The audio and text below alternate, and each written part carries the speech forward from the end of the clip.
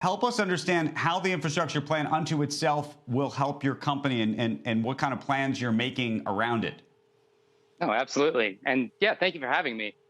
So I think it's very key to understand that electric vehicle charging and really the electrification of transportation is probably one of the largest macroeconomic shifts that we'll see over our lifetime.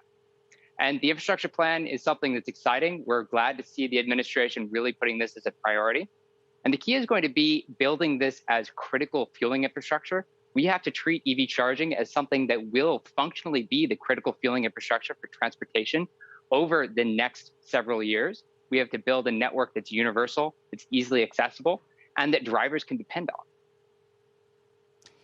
Can we just talk about the idea of universal? Because one of the big issues today, as you know so well, is there are different EV vehicles. And you drive up to one, and I should admit I don't have an EV vehicle right now, but I'm very aware of these issues. You drive up to charge, and Tesla has its stations. Others have all sorts of different both connections and then payment mechanisms. Yes, this is critically important, and this is why we're excited to see the administration taking this as focus, because EV charging does need to be universal infrastructure for drivers. And we don't want to see sort of the balkanization of different charging networks. This needs to be something that's entirely accessible and easily to use. We don't want the sort of Apple dongle problem in the vehicle space. And my question, though, is that something you think should be government mandated in terms of what the ultimate standard is? Or do you think that this is a little bit like VHS and Betamax, one technology effectively is just going to win in the marketplace? No, I think that as this goes, this does need some government focus. We've seen that internationally. And this is an interoperability problem. This is less like VHS and Betamax and more like if your AT&T phone couldn't call someone on the Verizon network. It needs to be a system that works and is dependable universally.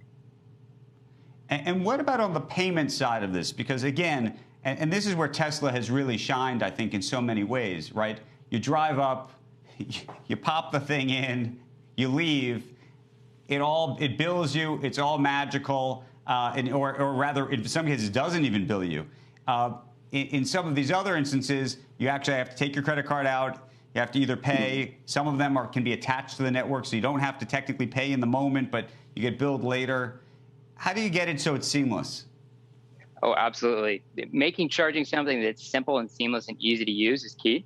And it's a combination of different methods. I mean, having a credit card availability of the stations is important, but a physical credit card reader might not be the end-all be-all. As companies are really building EVs and building the technology side into the vehicle, we do think that there's going to be more of that interoperability from the handshake of vehicle to station. But the key is really that open access and building networks that everyone can use simply. If we had this conversation a decade from now, do you think that every public parking lot in America where there's a public parking spot has a charging station? What does the world look like? So I think that the way that we think about EV charging is we work backwards from sort of the total vehicle TAM, which in the US, about 3 trillion miles per year. And we think about where people are likely to stay, spend time, and actually need to charge. Then as that TAM builds out with electrification, we're building the infrastructure in places where we can match charging infrastructure to people's stay time. So you might want an ultra-fast charge in the middle of the highway between San Francisco and LA, but you actually probably want your charge to be half an hour when you're visiting at a grocery store, or an hour when you're having dinner, or 2 hours when you're visiting the movies. And charging is something that fades into the background of people's daily lives as we move forward. Shepard Smith here. Thanks for watching CNBC on YouTube.